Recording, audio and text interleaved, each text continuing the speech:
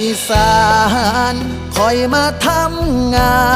นคอยมาอยู่ตั้งนานหลายปีสิกลับไปคอยบอกเคยลืมเถียงหน้าเล่าไกลลมหนาวปีใหม่สิได้พ่อกันอีกเถื่อโอ้โหโอละนอโอ้โหโอละนอ